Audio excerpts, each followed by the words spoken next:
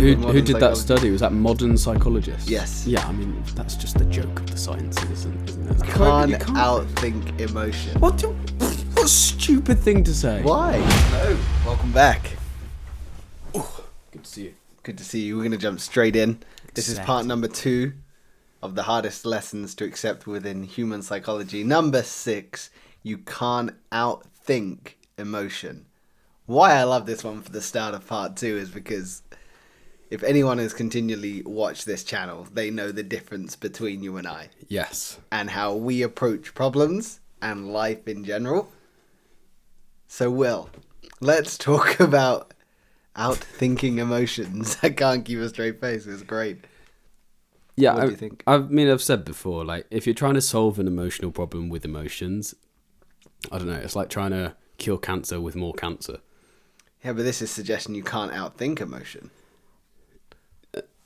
No, but you need to solve problems in life. Okay.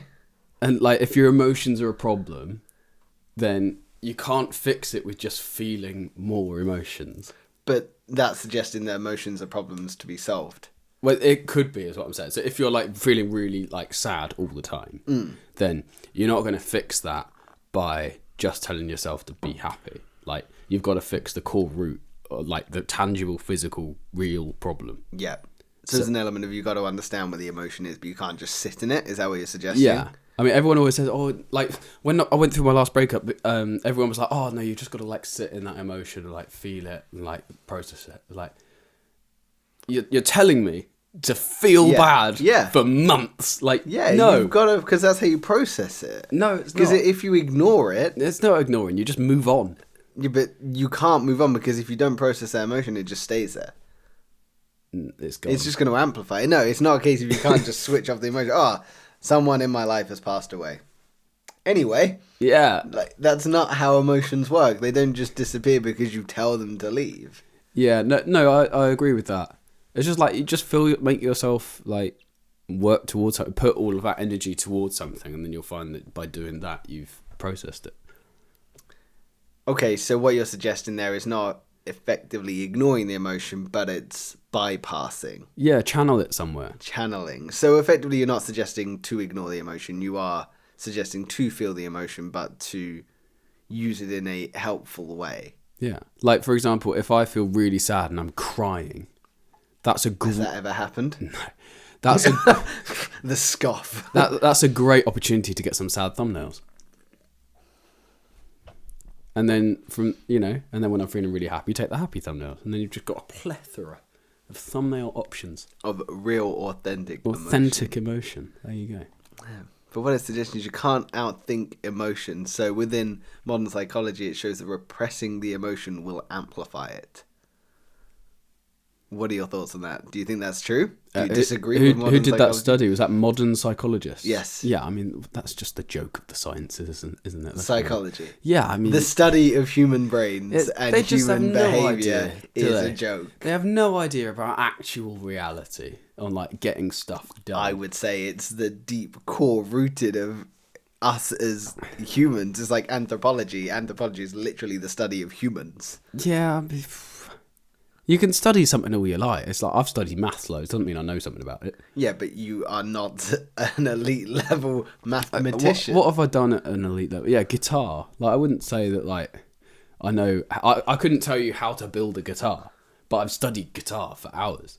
It's like they're trying to, like, unwind everything in your brain. I feel like you feel attacked by this comment. It's just silly. You just don't know what how do you to mean? process. What was the exact quote? You can't outthink emotion. What a stupid thing to say. Why? Because you can. You've done it. This is why AI is not going to win. Because, I'm sorry, I'd like to apologise to any AIs watching, because you are going to win. But, But wisdom lies in feeling through emotion, not past it. So you've got to go through the emotion, because otherwise, if you ignore it, if you bypass it, that emotion is still there, and you've effectively just ignored it, and all it's going to do is wait until another time in your life to show itself again, because it's not been processed and integrated into yourself. That's why I'm okay. Tell me. Because myself and my brain are very impatient. There's no way my brain would hold on to something for a long period of time. Can It doesn't we- like waiting. Why are you and your brain separate? We're two different things. I mean, I agree. I do the same thing. I go, yeah, like Connor's rational brain thinks this. I'm the same. Sometimes I differentiate who I am to actually like what I'm doing. yeah, like we are But not why- our brains, are we? Do you think the brain has more power or the body has more power? The brain. The brain. Okay. But I would say like there must be like some sort of soul, because the thing is, you can remove part of somebody's brain and that person hasn't died, have they? So therefore, you are not your brain. So what are zombies? Mythical creatures. Zombies are real, mate. Okay. I mean, yeah, I saw quite a few of them on the night shifts. Yeah. Get I think that's just the milk. Sainsbury's in general. I don't think it's limited to the night shift. I think it's just we've alienated people from Sainsbury's. That's fine. Anyway. Yeah. Anyway, moving on. Yeah. Don't overthink your emotions. Well, so you can't outthink your emotions. So, Will, when was the last time you felt an emotion? Because you mentioned you went for a wedding recently, right? Yeah, my mum got married. Beautiful. Which is lovely. Amazing. And you mentioned that her now husband cried through the whole ceremony. He did, which he probably didn't want me to say, but it's fine. Yeah, as soon as Mum walked down the aisle, he looked round at her and said, "Oh, bollocks," and then started crying. I'm sure that wasn't why he was crying. I'm sure it was a beautiful expression of love. Well, yeah, that's what it was, but you know. So he beautifully explained an emotion there. Yeah. When did you last display an emotion that wasn't disgust towards a quote? Road rage. Yesterday. Anger. Yeah. Okay, what happened? Oh, just everyone just drives so slowly. It's like people. I'm trying to get some. Like I was pulling out my road. Right, there's a person there, and they were checking. Right, and they checked no cars coming. I'm pull up behind them, and you know when like you do your check as well, because it would be so unreasonable that person doesn't go in that gap. Yeah. And then you roll I'm forward, following, and then Sophie was like, "Will, you're gonna hit that." Why is it still there? Why is he just sit there? I'm already looking at the road ahead. I thought he's gone. Yeah, so I beat my horn a couple of times. They turned round and threw up some gang signs, and I was like, but you haven't gone, you're just still there. Anyway, so that was the last time I felt some sort of emotion. Mum's wedding was like fine, didn't really feel any emotions there. So do you think there's any emotions that you've repressed that might show themselves if triggered in a similar scenario? By similar, I mean a similar scenario to the emotion that you originally repressed. I don't know. You don't know? I haven't found it yet. Okay, so it's just a case of it might suddenly slap you around the face. Yeah. And next thing you know, you're going to be depressed for 2 years because your toothpaste broke. Yeah. Like, but I'm not going to preemptively strike on myself. You know, it's like, just wait for it to happen. So do you think this number 6, you can't outthink your emotion, is valid, or do you categorically disagree with it? I think I just disagree. I think or maybe it's a life lesson that I am yet to learn that AI has learnt before me. This is what I'm saying. Maybe it's the hardest lesson, because this is probably out of all of them that we've done so far, the one you've maybe disagreed with the most. And I think that's a really good time to go through the 5 that we have done already. Yeah. So number 1 was you're not who you think you are, which was great. Number 2, awareness does not equal change. Number 3, you can be right and still be lonely. Number 4, your childhood never truly ends. We both like that one. Yeah. Number 5, you're wired to resist what you need most. So the reason we did this one is because we wanted to ask ChatGPT, with all the knowledge that it has out there, access to the deepest thinkers in the world, everything like that, what the hardest lessons in psychology are. And number 6 is the one that has proved to be maybe your hardest one. Yeah, I mean, it just doesn't make sense. I mean, of course, you should outthink your emotions. What, you're going to rely on your emotions to get you out of the emotion that you're in? Like, no, emotions are not going to get you out of the emotion you're in, but emotions are signals to be attended to. Your emotions are not going to get you out of the emotions you're in. Therefore, you must outthink your emotions. But it's not a case of thinking, it's a case of going, okay, I'm clearly feeling sad.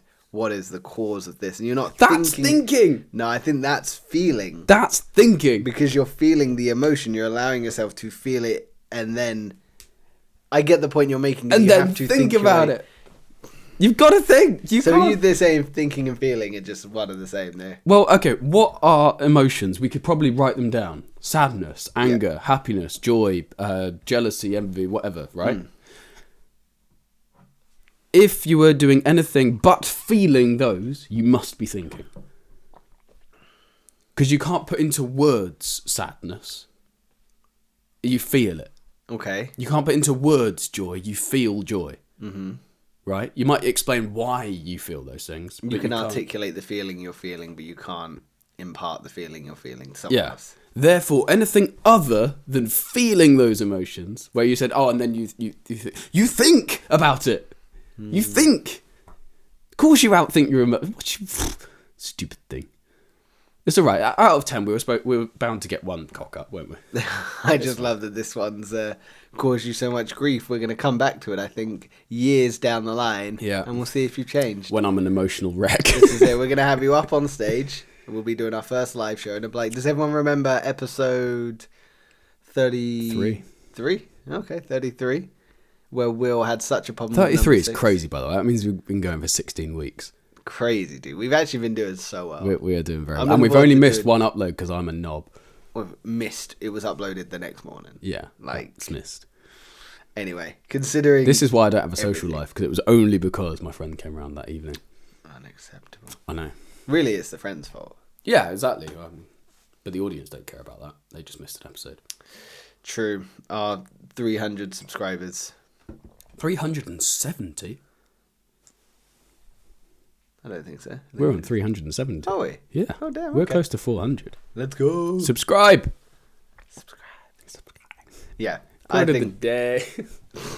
I'm looking forward to doing the 50th episode looking back. Because I know we did that for 10, so I'm looking forward to doing it for 50. And that'll only take us, so we've been going 16 weeks, so we're 9 weeks away from that. Yeah.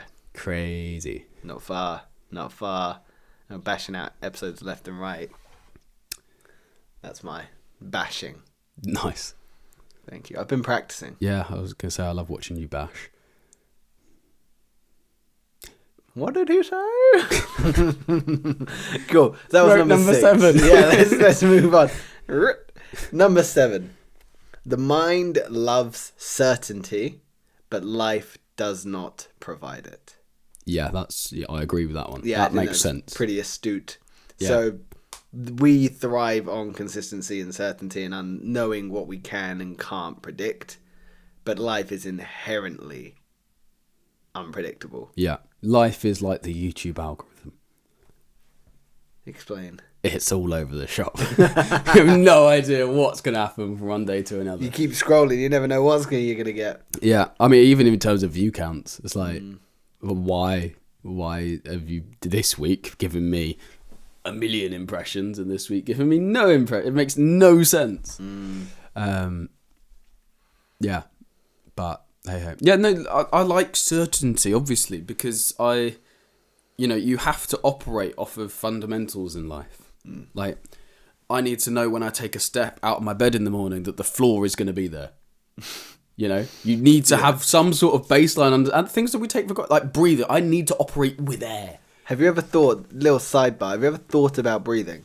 Oh, it's a dangerous It's the most stressful thing in the world. Oh my God, I start panicking, like, how do I breathe? Do I... It's also like, have you thought about blinking before? Oh, I can't. You've said it. Yeah. So I have to think about it now. Yeah, now like, okay, blink. Yeah. My eyes are getting dry. Do you want to know a way to tell if somebody is stressed or focused? How? If you walk into a room, you don't know anyone. If they have a high blink count, they're stressed. Really? If they have almost no blink count, they're extremely focused on one thing. That's what you'd see in like psychopaths.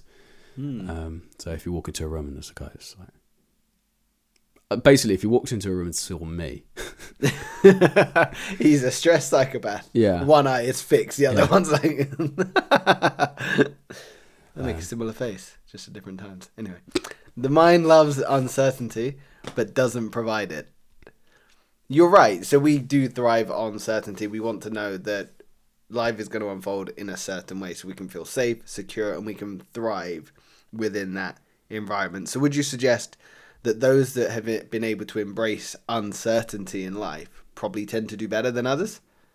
Yeah, I think so. I think those that can adapt quickly and well, like without harboring any sort of resentment about the fact that something's changed or not gone to plan.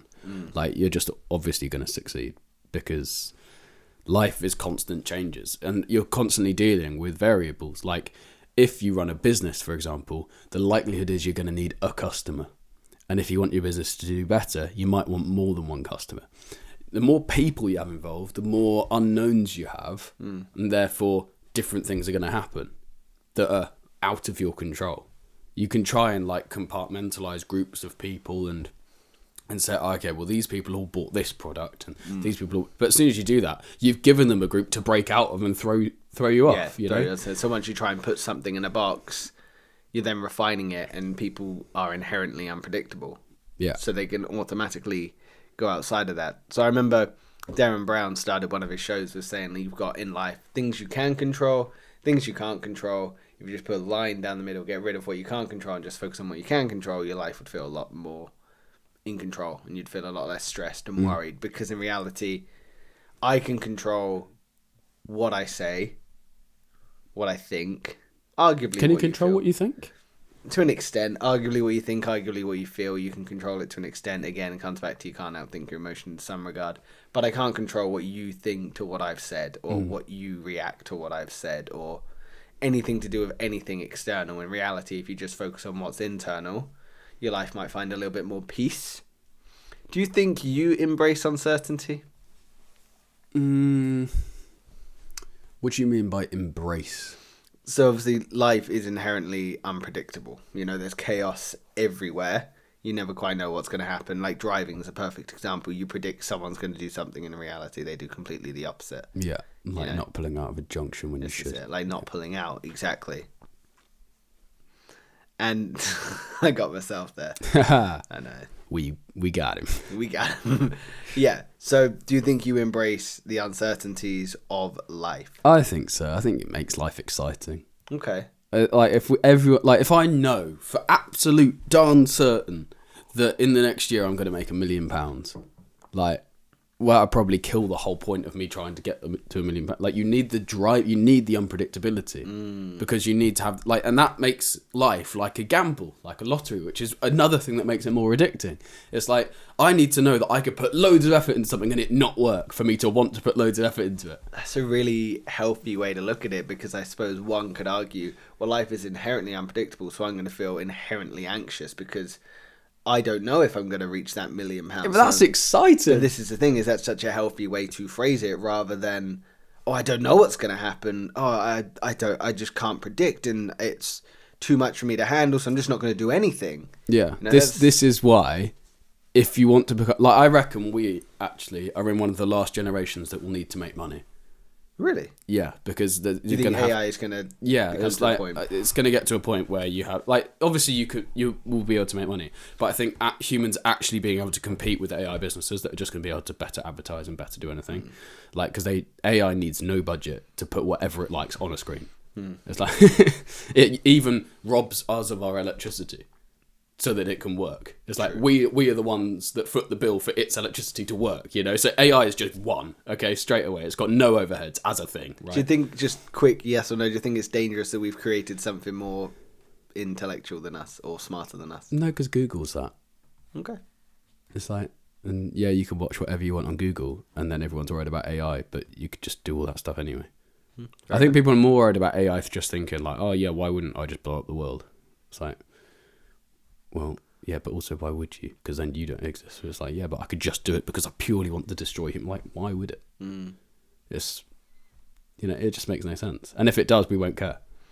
Yeah, fair enough. So you're saying we're one of the last generations to be able to properly make money, so we should embrace uncertainty of just expressing ourselves in as much authenticity as possible. The people that are like, oh, I'm so anxious, like, they have no competition. They just get rid of. They all deserve to live in the bin. You know, live in the bin. Just live. One singular bin full of people. That I had are another anxious. thought as well the other day. Oh God, if it's anything like that, it's going to be top tier. And then I went. Can we start? Sorry, just put a pin. Can I start making a list of quotes you've said? Yeah. And the first book we'll announce, we'll release to the public when we're Will's out of context quotes. They should all live in a bin. I write down funny quotes that Soph says on my phone. One of them I can remember is, so do the French just eat croissants? Is one of them. But the other thing, because I've written them down, I don't have the context behind it. I've forgotten it. So sometimes it's like, wow, I have really big muscles. Like just really, I can't remember what the other ones are, but they're very funny. Sorry. Yeah. So my thought the other day was, well, if we just made everyone self-employed, like you're not allowed to work for anyone. Like you can work in terms of being self-employed, but we get rid of the idea of employees. So you can't work for their company. You still have to run your own. Yeah. And you could just like be an Amazon boxing person, but you just do it self-employed. I reckon we have a much higher performing society, because what will happen is all the people that have no get up and go are not even able to make a living. Okay. Or they'll be put on like state welfare. I think we get rid of that as well. Oh, really? Yeah. So you just put them in the bin. Yeah, literally. But it's not anyone else is doing other than their own, because they just don't want to work, and they don't have what it takes to do what it takes. Yeah. Okay. But that sounds harsh, but it's not, because you can learn to have what it takes. You know, everyone starts like everyone's a baby, for crying out loud. Elon Musk started off being useless compared to the person that was 1 year old when he was born. You know? Yeah. So it's nothing other than the things that he has learned since he was a baby that got him to where he is, which I think is like the most empowering and like motivational thing ever. In the sense that you could become anything you want to be just through hard work. If you want to, You're just learning. It's not even hard work. It's just learning stuff. Well, it is hard work. I think anything you want in life will take time. Anything worth having isn't easy. You know, like I want to learn another language and it's hard work, but if I want it and it's worth having, it's going to be difficult. Yeah. The thing that made me question that whole idea of making everyone self-employed was You looked in the bin and you saw the people there like, ah! I'm very motivated to be self-employed. Are you? But all my family previously have been very strongly employed people. So I wouldn't have come to exist. I see, okay, yeah. So it's like you're deciding to cap the universe at a certain place, basically. And then, from that point, you will only have self-employed people. But there would have been self-employed people that come from the people that just want to be employed. But I think there's always going to be employed people, because there's always going to be people we need to do the jobs that other people you can still do them, just self-employed, just no obligation or like no holiday pay and none of that.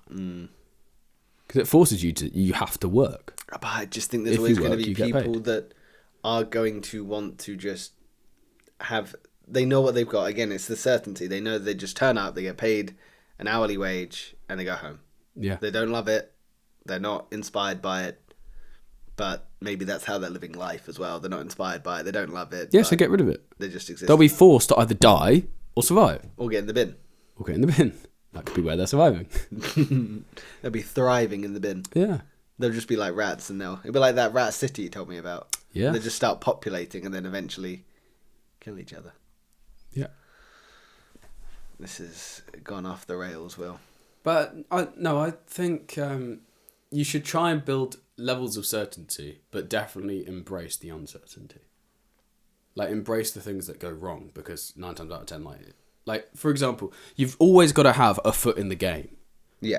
Like, if you're not putting yourself in situations where you have the opportunity to do great things, absolutely, then you're just, what are you doing? You're never going to get anywhere. You got to say yes. You got to be open to opportunities. You've got to think about opportunities that are in front of you, and you've got to be ready to do something out of your comfort zone. Like, a really bad example of this would be the person who buys a lottery ticket every week for all of their life. Yeah, it's like you have sort of got a foot in the game. Yeah. But there's other things you can do. So, for example, I make a short every single day. I don't know which ones are going to go crazy, but the fact that I made a short every single day for 3 years before one blew up, because I was in that routine, I had that video that had the chance that went on to get 35 million views. It's like, that's just what you've got to do. See, but you've provided some sort of certainty within uncertainty. So effectively, you've controlled what you can in a world that provides complete lack of certainty. Yeah, because if you're the constant, and you know that results are going to be all over the place, and occasionally there's videos that just go crazy. It's like, you might as well have one that's constantly just put another chip in, put another chip in, put another chip in. And eventually you'll put the chip in the game that's the one that's going to go crazy.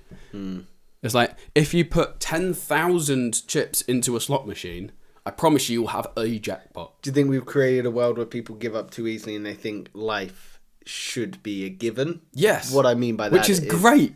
Sod you. Yeah, for people that like to work hard. Yeah, people are expecting that they can post a couple of videos and become YouTube famous, or life is just going to be easier, don't have to work for it. They've created a life where people have forgot how to work hard in many regards. I think the number one thing is accountability. What do you mean by like everyone's entitled, nobody has accountability. So if a video doesn't perform we've created a world where people can be self-centered. Like, you know, my life is purely based around me, because everything I perceive on any sort of social media or sort of marketing is all tailored towards me now. So my whole life is completely insular. You know, we've forgotten how to care for the rest of the community, the rest of the tribe. Yep. Very sad. But what you're suggesting, to bring it back to certainty, is be a constant as much as you can in your own life. Yeah. And, you know, just put yourselves in games where there's a chance you can win. It's like, don't try and get into something where the odds of you succeeding are getting slimmer. For example, don't get into print media. But that's an obvious example, right? I see the point you're making. Like, yeah, nobody's going to take over the world in the next 30 years with print media. Watch somebody go into I was going to say, yeah, you never quite know, but this is where maybe a passion versus what the world needs comes into it as well. Is if your passion is print media, who are we to say don't do that? You know, maybe become the new Elon of newspapers. You know, it could be a newspaper where people throw them at you when you're walking down the street. It'd be fly paper. I don't know. There's no fly paper. Nice. Trademark. Well, that's what most newspapers are used for now, killing flies. Yeah, true. No, but I don't know. I see a lot of people on the tube. Homeless people use them for bedding. Oh yeah. Yeah. Litter tray. No, bedding. No. Oh. Not litter tray. I use it for a litter tray. Oh, right. So I got confused. You said homeless people, so I just put them in the bin. I was doing some research, as I do, on car boot sales. If you're in America, it's like garage sales. Yeah, I suppose that's a good alternative. That's a very good. Yeah. So I was doing some research on that, and like what items you could buy at car boot sales that would be quick and easy to sell for a profit on eBay, and try and find the highest arbitrage there is. I got a friend that actually started doing that when he was younger. That's how he made money, and now he lives in Bali. Nice. Yeah. Probably earning the equivalent, but just living in where he works in jewelry. Oh, nice. So he does. He's leveled up. Well, from what I know. Yeah. But I was having a look, and like just simple things like mugs and puzzles have insane returns on them. You know, people buy mugs for like 20 quid. You know, you can go on eBay and you can sort by like sold items. It's like people are selling mugs, but at like £20, and they're selling at that. I never look at like what people are listing at, because that means nothing.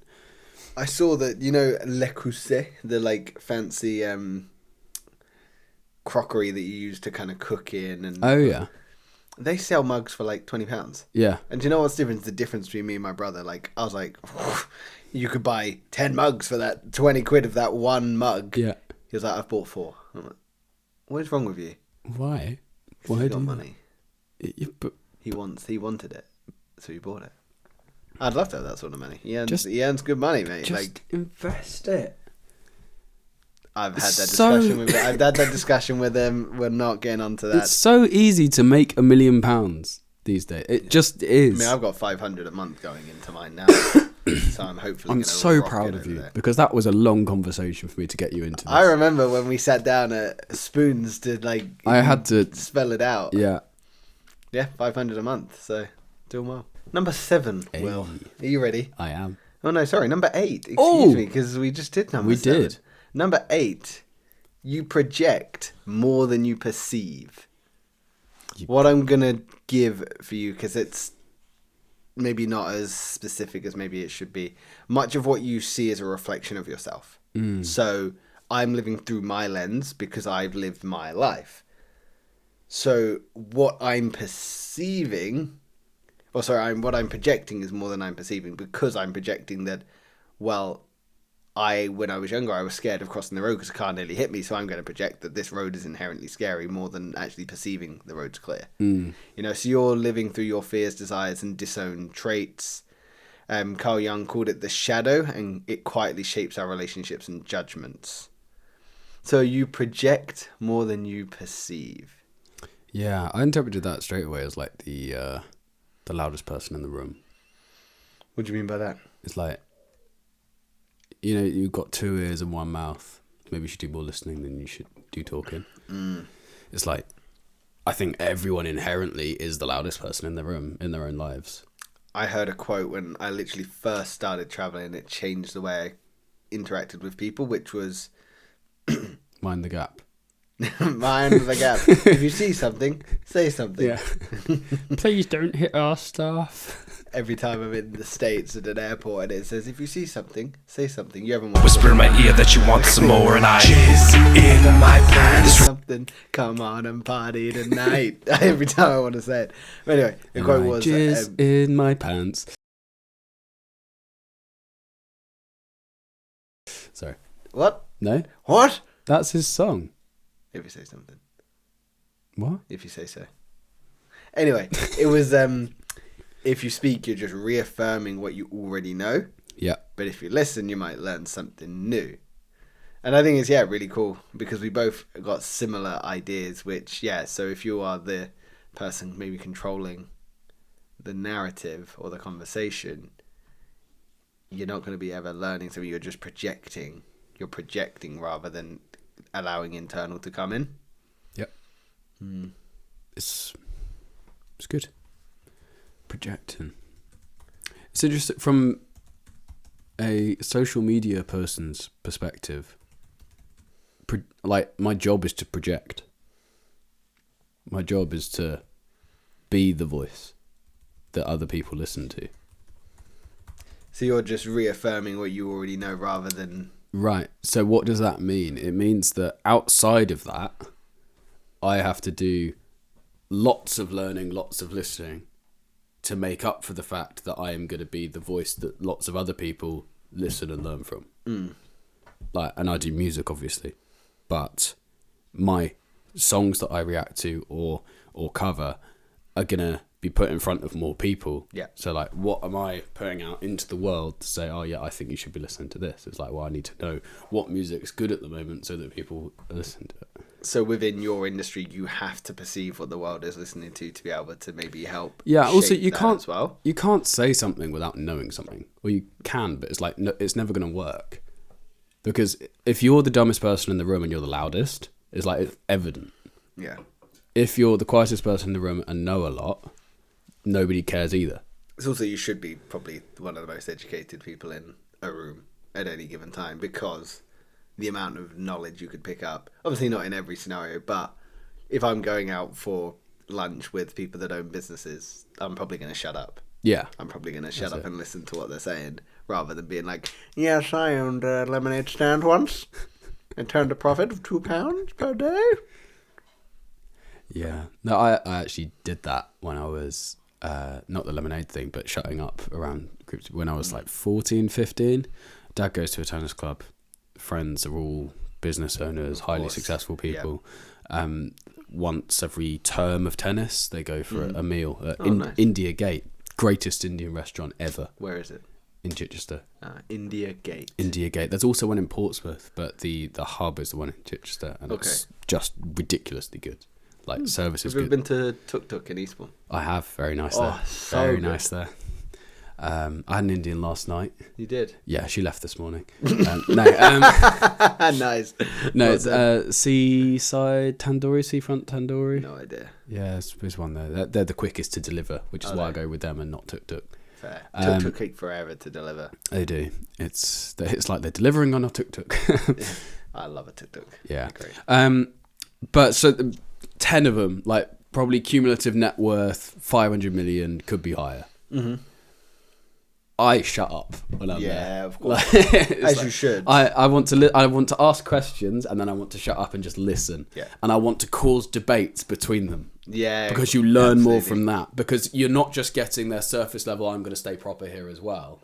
you're getting there. Honest. I'm getting agitated now, so I'm just going to crush you. I'm going to prove my point because you're not listening to me. That's I'm when you tell learn you why it works. That's when you learn the real stuff. And I think that could Cause fights is not quite. There's like academic fights and then there's proper fights. no, cause academic fights. Yeah. Bunch of nerds battling it out.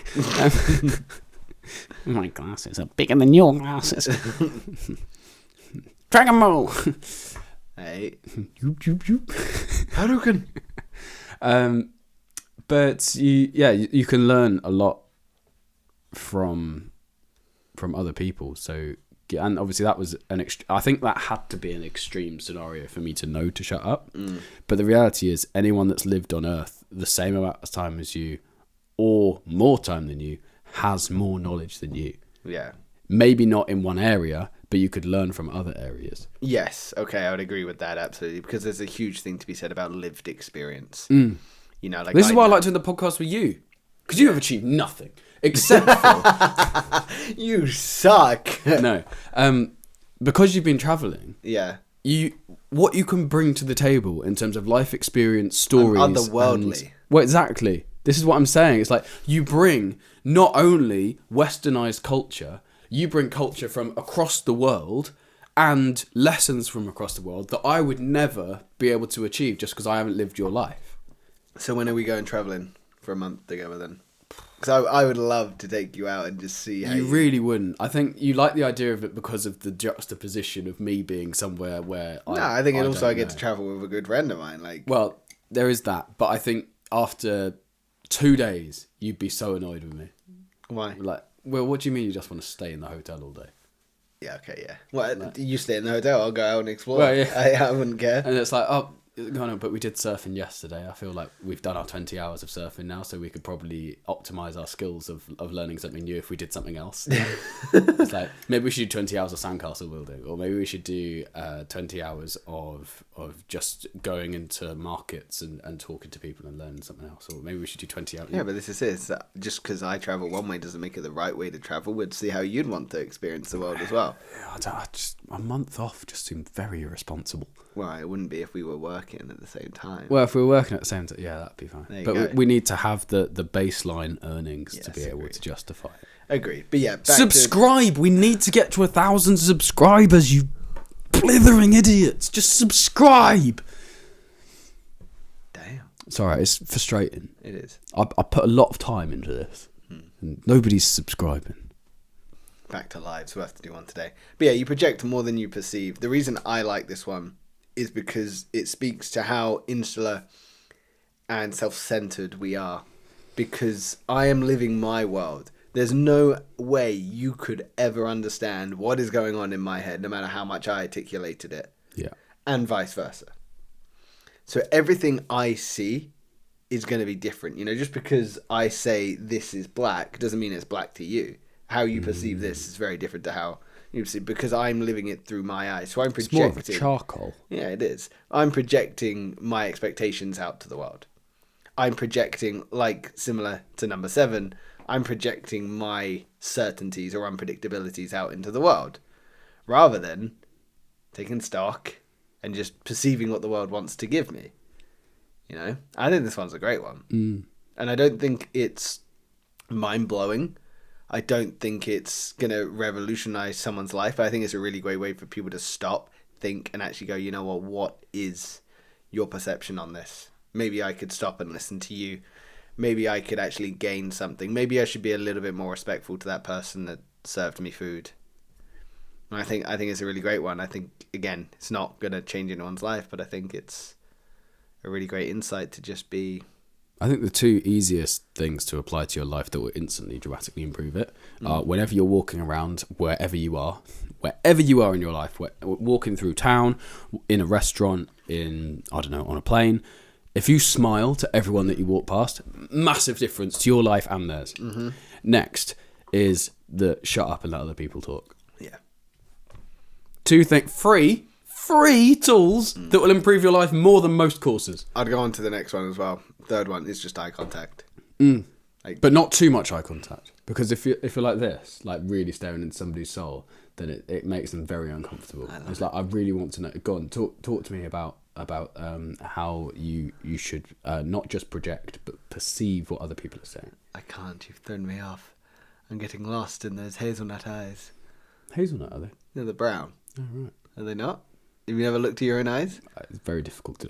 What colour are mine? Oh, there's a mirror. You dickhead. Blue. Are they? Bluey, grey, green. Yeah, they change depending on the light. Do they? Yeah, sometimes they're green. You have a pearlescent. I do, yes. Yeah, that was number 8. And creepy. At the end there. Yeah, well, this episode's got us questioning a lot of things, not just human psychology. Yeah, eye colour. Quote of the day. Number 9. I think you'll like this one. Okay. Freedom and responsibility are the same thing. Okay, elaborate. So true freedom isn't doing whatever you want, it's owning the consequences of what you choose. Yes. I love it. That's why I think you'll like this one, Yeah. because in reality... So, again, as you've said, I've travelled. I've had true and utter freedom. And again, when I was younger, I loved it. I thought it was great. As an adult, where I've had that total and utter freedom, I'm on a beach and I'm like, I could do anything I want. I could go anywhere. I'm bored. I don't like this. Yeah. You know, like, this is inherently unsustainable and unfulfilling. I don't like it. Whereas responsibility is owning a degree of life. Owning your life, taking ownership of things you can and want to control. Yeah. Without it being like, oh, you must do X, Y, Z because that is responsibility. Responsibility can mean different things to different people. But for me, freedom and responsibility, and this has been probably my hardest lesson that I've had to learn, because as I've gotten older and gone more into the corporate world and taken more ownership of my life, there are times I'm like, oh, I just want to go off and travel. You know, I had a hard week at work last week. I'll tell you about it off camera, but I was like, you know what, maybe I should just quit and just do 2 months in Asia. But I'm like, it's not going to bring me any joy. It's not going to bring me any joy because Gives there's you no a break, responsibility. but you're more worried about where that leaves you afterwards. This now. is it. I've always said now, when I came back from Costa Rica, I was like, you know, I can't just go somewhere with no plan anymore. I need to know why I'm going to that place, how long I'm there for, and what I'm doing when I come back, or where I'm going after. So yeah, talk to me about freedom and responsibility, William.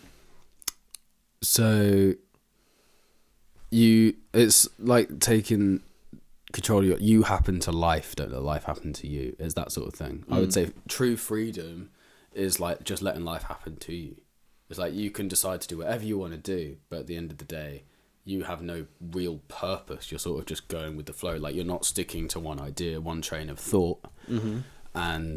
And yes, that is freedom, but how fulfilling is that really? It's like, as you say, you're now on a beach, and it's like, well, this is boring.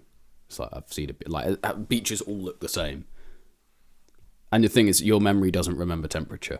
So you could go to any beach in the world, and it'll, in your memories, it will be the same. Interesting. Like, do you recall anywhere, and it was like, I remember that purely because it was just really hot, or purely because that was freezing that day? Yeah, because I assign temperature to places in the world I've been. Yeah, but you can't, like, can you embody that? Feel like you remember, in that memory, you remember just the temperature, do you? Yeah.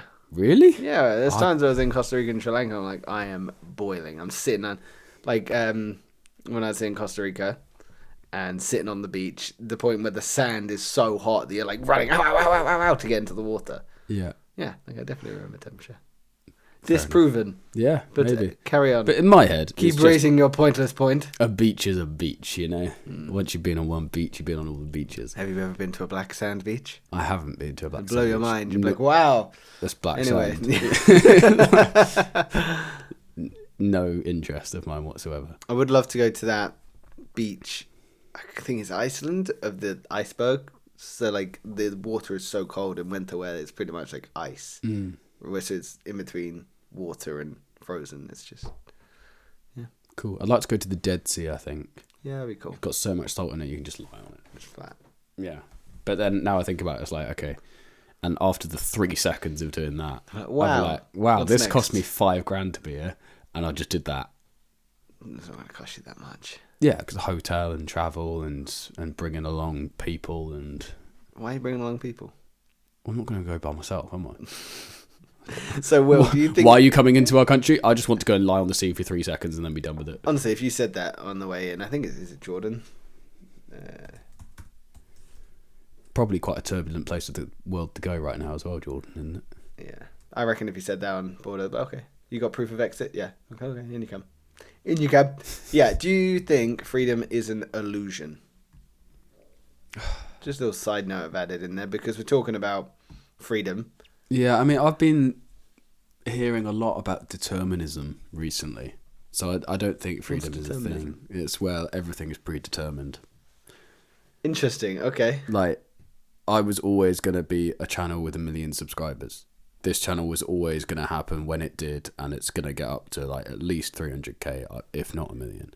Like, it just is. Do you find that inspiring or deflating, or does it not have any effect on you? Because for me, it's reassuring. If I think about that, I'm like, on one hand, I'm like, it makes total sense because again, it's hindsight, isn't it? Life always makes sense when you're looking back on it. And sometimes I'm like, fuck yeah, of course that happened at that point because this happened now. Yeah, you know, of course, like we had that discussion. You know, even starting the podcast, it's like, well, I decided on that walk in Brighton to discuss what it means to be a man. And then it inspired you to think of the podcast idea. Now, here we are. Yeah. You know? But then the other part of me is like, well, things just happen. It's random. Like, dots and things just collide and suddenly that happens. And... No, it all happens for a reason. Just you might not see it. Yeah, but sometimes I feel like that's both reassuring but also extremely underwhelming. I'm like, well, I want to have some degree of, like... Well, you do. Sweaty. But you...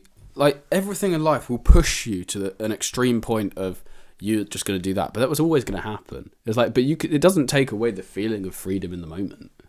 It's like, I couldn't tell you what video I'm going to make tomorrow, or I couldn't have told you what video was going to go viral for me. Like, the song wasn't even invented when I was born.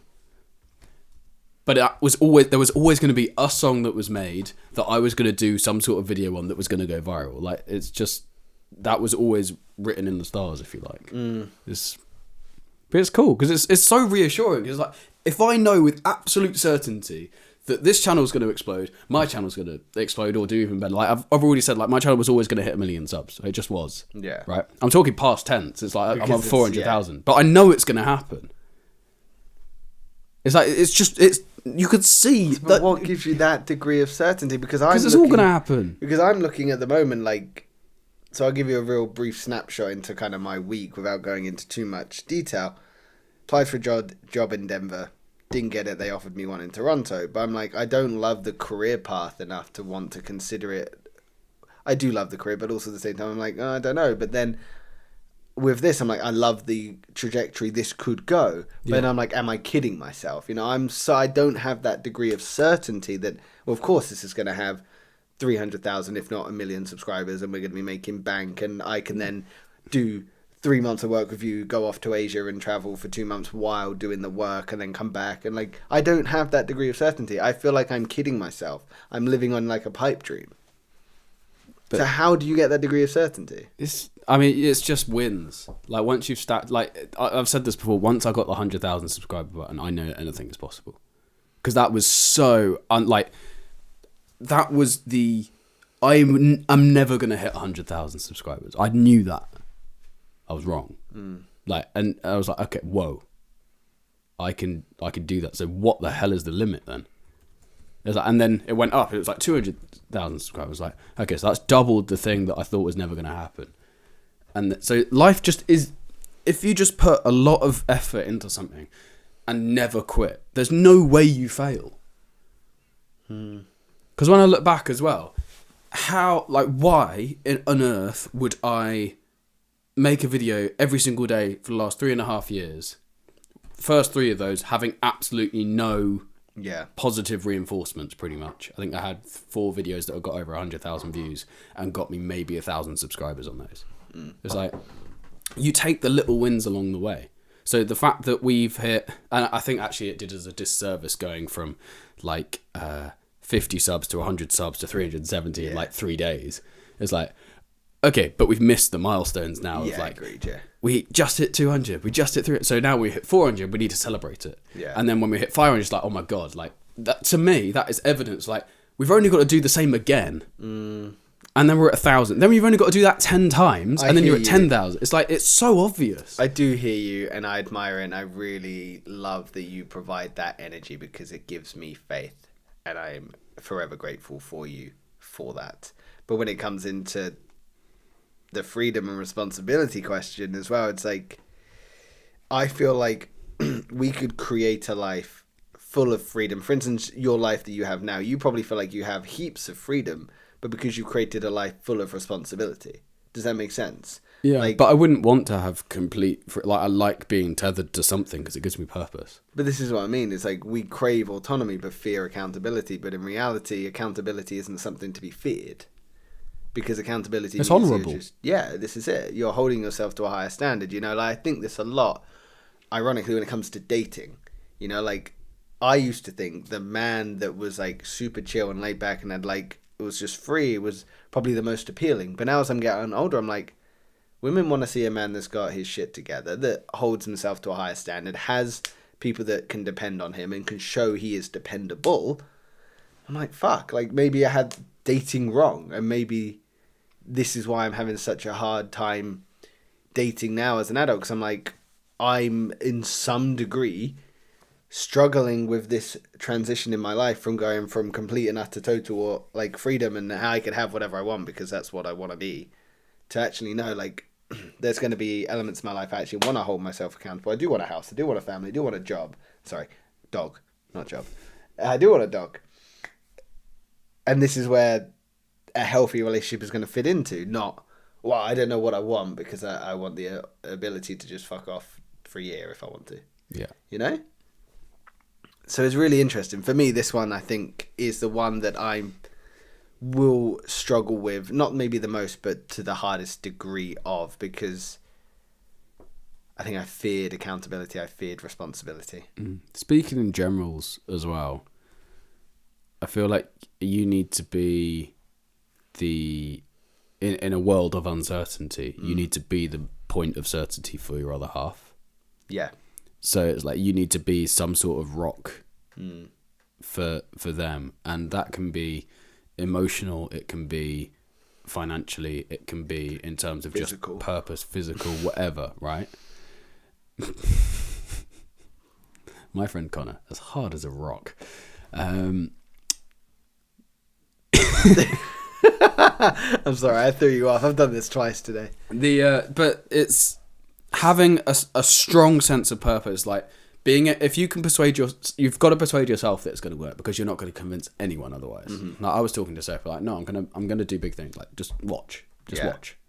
And then it was like I started getting pub gigs. It was like, look, I've already shown you how I've gone from like nothing to 100 quid a month. But you've got to really accept that as a win. I know to everyone watching is like, oh yeah, but 100 quid is like nothing. And then you're like, okay, but I did that. And then the following month I got to 200 quid or 300 quid. And then the following month's like 1,500 quid. It's like, whoa. Okay. Now, at what point are you going to take me seriously? And then but you don't stop selling at that point. And this is to yourself as well as other people. It's like, yeah, and now I've got to, but look, when I was at 100 quid a month, you were skeptical of me hitting 200. I've now hit 1,500. So what's to say that I'm not going to hit 10.5 grand next month? What's to say I'm not going to hit 100 grand the following month?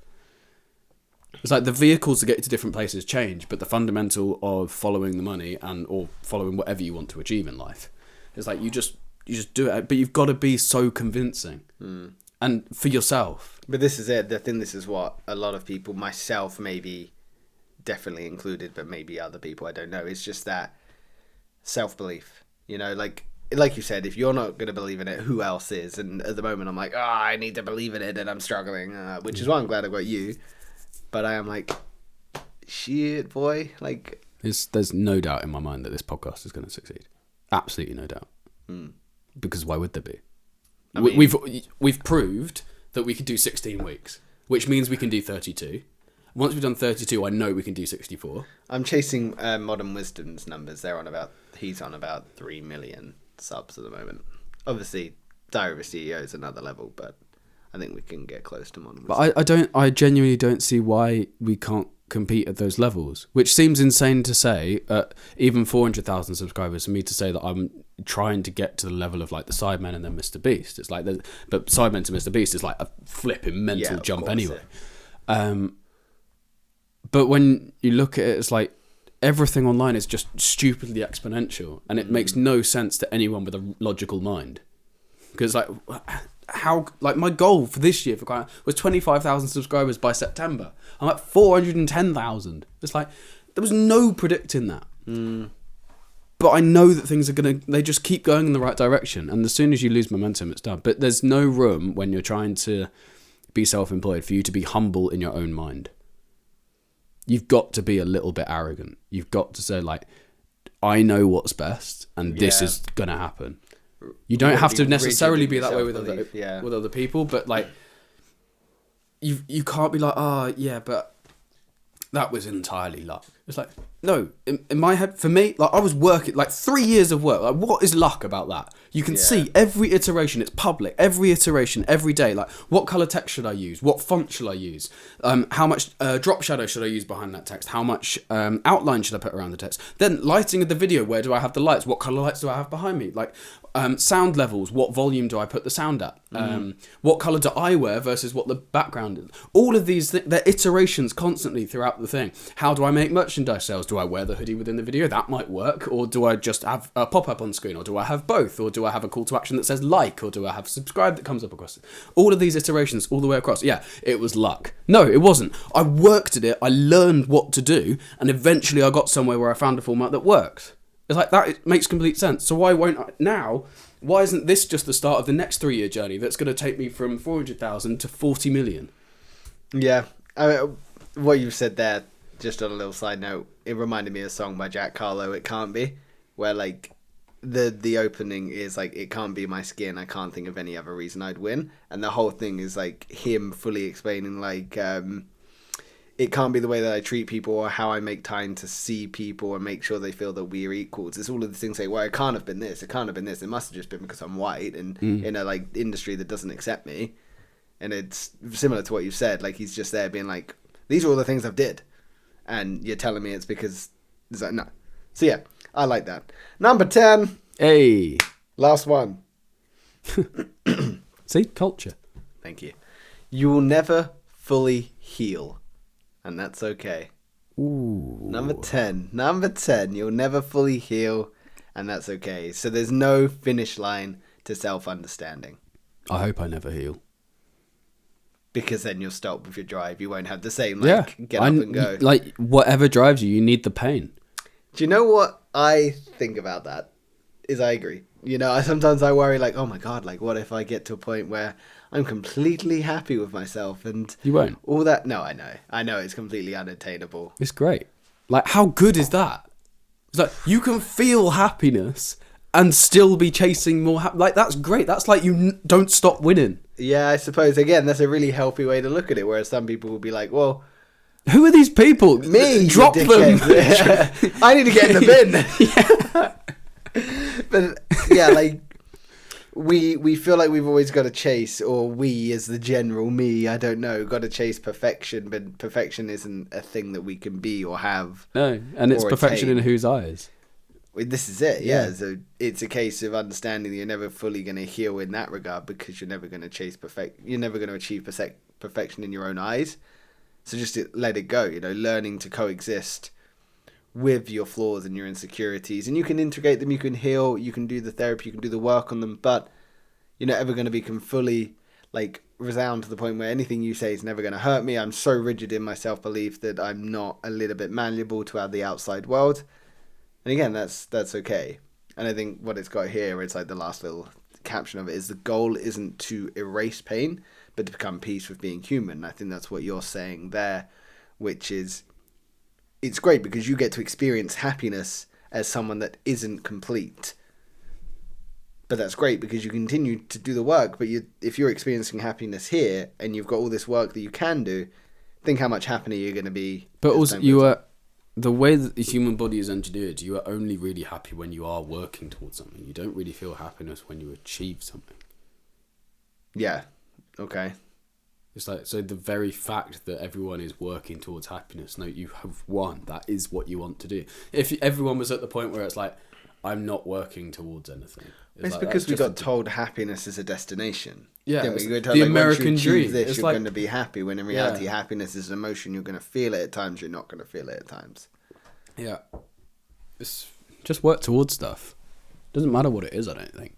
It can help you financially or not. But that's the same as almost number 9, the point you're making there, which is responsibility. So take ownership of things you want to work towards, and you'll find freedom in that. Yeah, literally. Do you think there's anything you're never going to fully heal from? Do you think it's the constant want to achieve, to be able to give back to those that helped you without getting too deep into it? Yeah, I mean, you can always do more. So I don't think I'll ever heal, because it's like, okay, at what point have you done that? Heal in quotation marks, not like heal as in, like I'm become any person, but heal in the sense of you are fueled by XYZ. If you were to heal because that could be perceived as somewhat negative, you're never going to have that same drive. Yeah, I mean, like, I'm obviously going to give money to the hospital that saved my life. Like, but I could work out how much that would have cost them and decide that no, I've done my bit then. But that's not how humans work. It's like the very fact that I'm alive means that it's worth more than that, because it's not only worth that, it's worth everything I've ever earned. But I've spent some of that on rent. So how entitled was that? Because that is not, it's like you've never done enough. And obviously it's like, you might say, okay, well, I'll use a biblical term here, and I'll tithe, which means you give 10% of your income to the church normally, but like you could do it with whatever people you want to support, so it could be a charity and whatever. And the other thing is the way that the tax system's set up is you benefit from being charitable. So tithing would actually help me make more money. So convenient.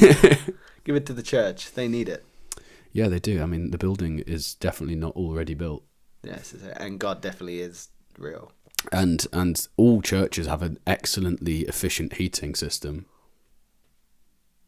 I've never seen a radiator in a church. Maybe not.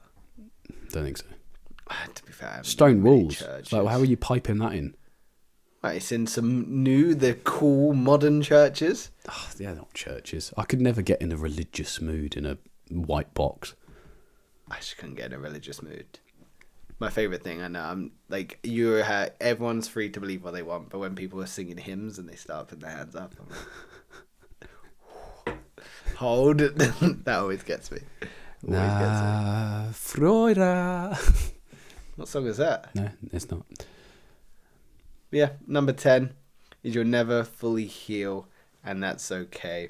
But I think what I like about that one is, and that's okay, because it's suggesting that life will always continue to go on, and life doesn't just stop because you're not where you want to be, and again, you could look at it as like, oh, well, I'm not where I want to be, so I'm going to be upset and mad and angry and pissed off and all the other negative emotions. But I think what it's suggesting is like, that's okay. Like, it's okay. Find happiness in where you are and just continue to thrive in the scenarios that are in front of you. Yeah. Yeah. Crazy. So, Will, that was 10. Can you remember them? Were any of your favourites? Any jumped out? They're like 10 out of 10? The very first one. You are not who you think you are. Is insane. Yeah. You can't outthink your emotions. Because you categorically disagree with it. Is insane because it's insane. Then, yeah, you can't... you will never heal, and that's okay. It's I like it. Yeah. And for me, I agree. You're not who you think you are. That came out swinging. Yeah, that did. It came out swinging. For me, yeah, that was definitely up there. You're wide to resist what you need the most. That was up there for me. And also, freedom and responsibility are not the same thing. Oh, sorry, are the same thing. Yeah. Again, my brain was like, they're not the same thing. Escape, run, freedom. So I think that's been a really insightful look into human psychology. Again, we asked ChatGPT with all the wealth of knowledge it has, and that's what it's produced.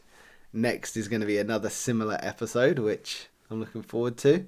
Nice. But do you want to tell them? No, it's we can't sneak it like that. No, also okay. because I haven't decided what it's going to be. Cool. If you do want to see part 1 of this, just click there. And my final word. You ready? No, I'm just writing it down so it's proof. Is watermelon. Oh, it's so close. What did you say? Pineapple. Because I knew you were doing fruits. Yeah, I'm doing fruits. Cool. Thank you very much. Thank you.